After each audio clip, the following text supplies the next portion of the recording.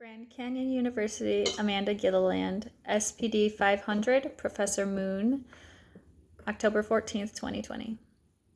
Welcome, parent. We are excited to meet with you about the components of IDEA. IDEA stands for Individuals with Disabilities Education Act.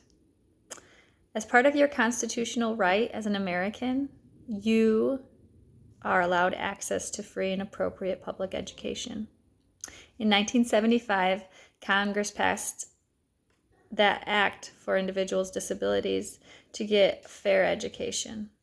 And we want to provide services to give your child the best education possible. So the process of getting determined to have a disability starts with a referral. A parent, a staff member, can request student services to evaluate your child for special education. The referral process involves a child find staff member, and there's a screening. After that screening, 15 days can go by before the evaluation process. They may plan a pre-evaluation meeting where the school can explain the process and they can ask you where the student needs evaluating, what subjects are they struggling in, and where do you think they might need help. Parents' written consent along the way is an integral part of this. We want you to feel that you are trusted and that your confidentiality is important.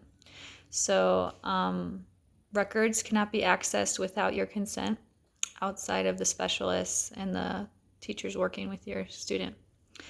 You have the right to examine records and to just be part of the process. If the student is evaluated, then staff will see what your student is capable of, what they need help doing. 30 days can go by before eligibility determination is made. That is where the school will say yes or no. This child has a disability that affects involvement and progress in their academics.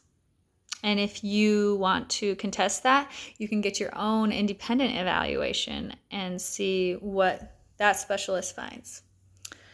10 days can go by after that before we plan your IEP meeting. And that's the fun part, where we just welcome all your input, from family history to developmental observations you've made to behavior things at home. We want to know what is going on presently, how they're performing in each class. There may be a psychologist, a reading specialist, a math specialist involved in that IEP meeting. The point of it is to make a goal, a realistic goal for your child. That might look like a percentage of accuracy on their assessments.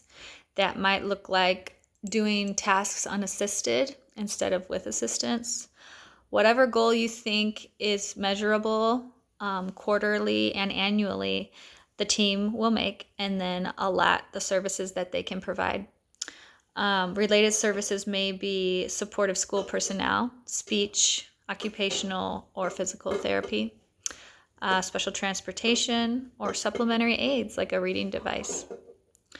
But quarterly, we will get together and review it. We want to monitor it. What is going on at home? What is going on in these different classes where they are struggling? So let's evaluate the effectiveness of the services provided and revise. We can have corrective action if it's not working. Annually, we will also look at the goals. We want to help your child grow into a self-actualized adult.